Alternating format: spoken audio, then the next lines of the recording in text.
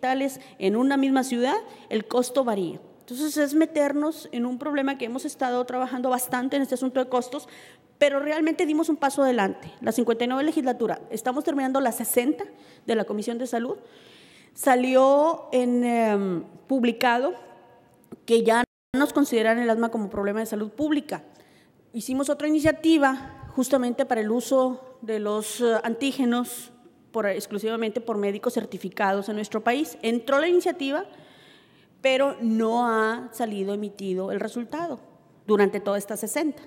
Estamos ante el cambio de la 61 y es un tema que tenemos que seguir tratando ante la Comisión de Salud. Entonces, ¿por qué hablo de eso en este momento? Porque tiene que ver con lo que estamos hablando. La tendencia y la prevalencia para el posicionamiento de todas estas cifras que la verdad no me quiero detener, ya todos hemos visto, ya todos estamos realmente creo que conscientes de estos números.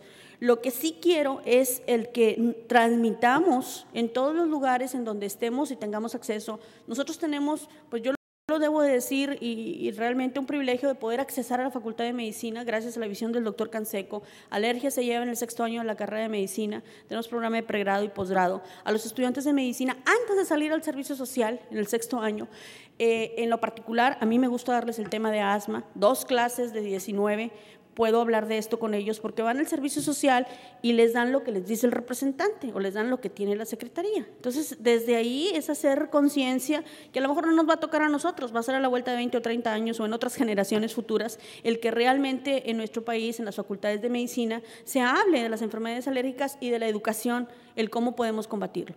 Esos son los resultados que ya han visto también del doctor Dirceu, del doctor Mayol, de la diferencia, de los centros que sí participaron en ambos estudios. El 1 y el 3 fueron 13 centros, no todos participaron.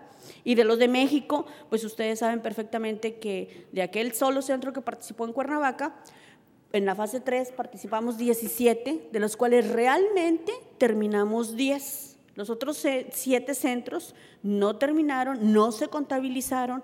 De los 10 que terminaron, en el norte estuvo el de Mexicali, el de nosotros de Monterrey, 4 del DF, o de México en sus diferentes áreas geográficas, en el sur el de Mérida, el de Victoria y no sé si me está escapando otro por ahí, pero 10, realmente de esos son 10 de los que terminamos. Y estos resultados nos posicionan por aquí con un 9.1 ante la pregunta de la prevalencia de sibilancias en los niños de 13 a 14 en cada país de los de fase 1 y 3, con la anuencia de que en el primer estudio, acuérdense que nada más participó un solo centro, pero pues eso no se puede cambiar, uno lo quisiera cambiar, pero tiene que hablar de las estadísticas. El punto es que de acuerdo a estos resultados que están publicados, estos en lo particular en la revista de Tórax del 2007, de las manifestaciones o de la prevalencia mundial de los síntomas de asma en el estudio fase 3, nos dice que las enfermedades alérgicas tiende a disminuir. Todos los países reportan aumento de la prevalencia en algún momento de su vida entre la fase 1 y la fase 3, con la particularidad que hay que explicar lo que pasó en México, ¿verdad? Porque eso no lo entienden las personas que accesan a esta información y no tienen ese conocimiento previo.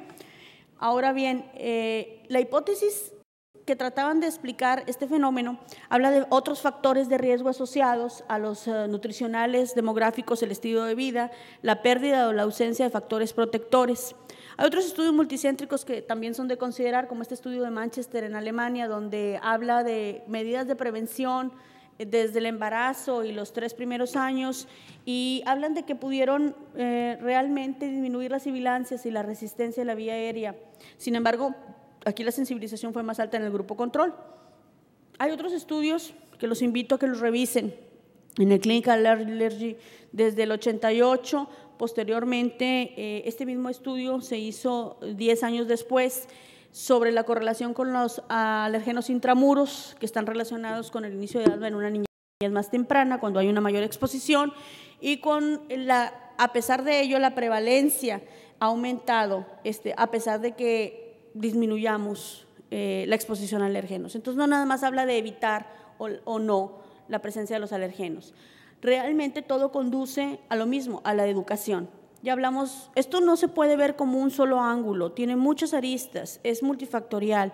Ya hablamos del factor herencia, del factor genético, de los factores ambientales, donde antes todo se lo atribuíamos a la contaminación, ya cayó esa teoría realmente. Habla realmente de algunos otros factores como virales, como el humo del tabaco, como la inflamación. Ya aquí molecularmente, pues ya no nada más hablamos de TH1 y TH2, sino TH3 y TH4 y otros receptores que los TOL y los que todo nos ha explicado el doctor José Antonio Ortega Martel durante todos estos años. Pero realmente la comorbilidad no nada más es entre las mismas expresiones del mecanismo de hipersensibilidad tipo 1, y eso es lo que quiero dejar ahorita en este momento, porque nos concentramos con comorbilidades dentro del mismo paciente en diferentes épocas de su vida, pero hay otras comorbilidades relacionadas con la alergia, como la obesidad, como los hábitos y costumbres, como infecciones. 70%, hay una publicación que me encontré que 70% de la consulta de los psiquiatras tienen los pacientes un componente alérgico inmunológico, ¿verdad? Y es una zona que tenemos así como que muy alejada de nosotros. Alejandra hablaba de ese paciente que el doctor vio hace más de 50 años con una migraña, ¿verdad? Una cefalea que fue lo que le valió entrar a su club rotario. Entonces las manifestaciones están desde hace mucho tiempo y a lo mejor no las queremos ver. Todos estos factores protectores, en este artículo de Ulrich Wahn, hablando justamente dentro de los primeros que les posicioné, de la alergia como una epidemia y del futuro y las fronteras de los que debemos de ver, no nada más con factores de los alergenos, sino factores epigenéticos, habla del evitar los riesgos, de proveer factores protectores y otras medidas específicas de inducción de la tolerancia. La realidad de las cosas es que aquella hipótesis de la higiene no nos explica absolutamente ya nada, ya no se sostiene en base a todas estas referencias, y que hay programas en todo el mundo que realmente nosotros debemos de decir, y esta imagen me gustó mucho que el doctor Rodolfo lo haya utilizado, el doctor Rodolfo Espinosa en la reunión que tuvimos del Día Mundial de la Alergia, porque el concepto debe ser más global, no nada más como enfermedad sistémica, no nada más por parámetros de epidemia o de pandemia, sino realmente con conceptos le agregamos la educación a la epidemia, le agregamos la educación a la pandemia en todos los países, o seguimos los siguientes 20 años de nuestro futuro esperando que las cifras vayan a más, tratando de explicar hipótesis y teorías. No lo sé, la verdad no lo sé, pero yo creo que hay mucho por ver y a mí me deja más dudas que respuestas, como dice el doctor Huerta, generalmente en las presentaciones hay muchas preguntas, hay pocas respuestas y cada vez hay más variables. Muchísimas gracias por su atención, les dejo ahí el mensaje.